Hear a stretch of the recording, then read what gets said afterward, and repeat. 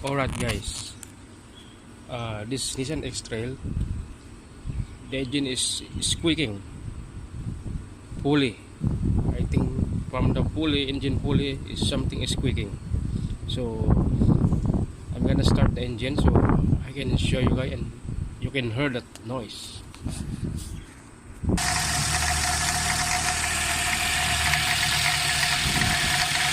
See guys.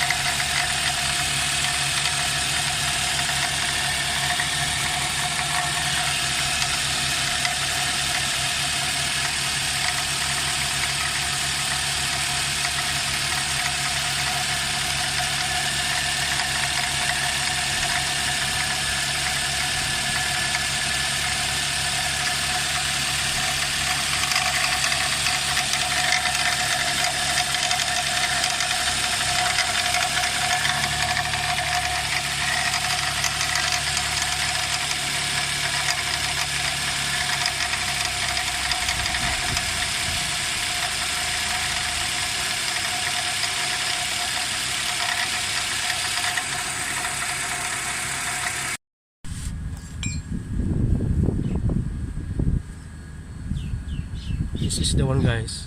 This is the tensioner pulley. So we have to check this guys. Something noise. Just remove this one. Just read 410 mm, 410 millimeter spanner. Just like this. Oops, I cannot reach my hands.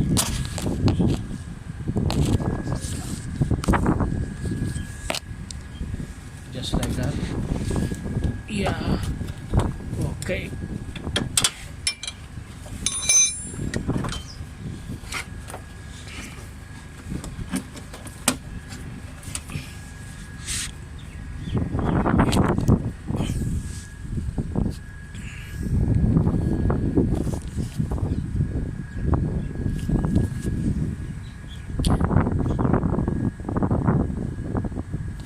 Okay guys, this is the one.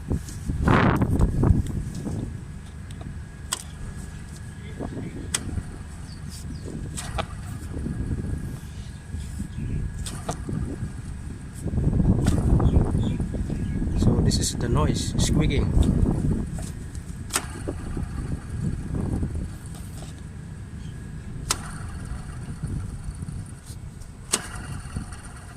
This is the one. About the compressor, this is the compressor. Compressor is okay. Yes. Only this tensioner pulley. A water pump. What the water pump? This one.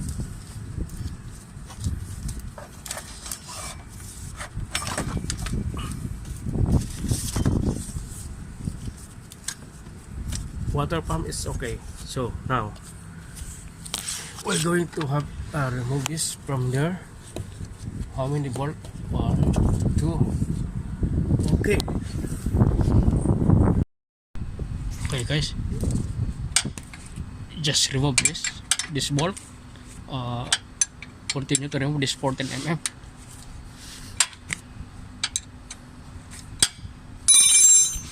Like that.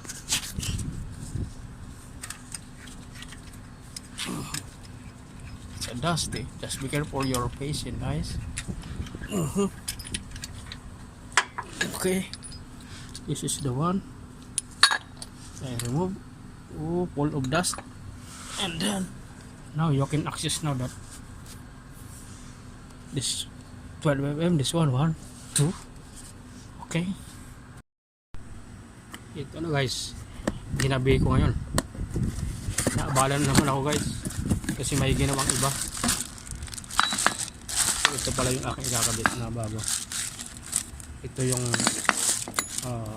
belt tensioner na bago. Genuine parts guys. Nissan. Yan, Nissan. So kailangan tanggalin tong tong bulb na to para may pasok siya. Katulad ng isa. Okay.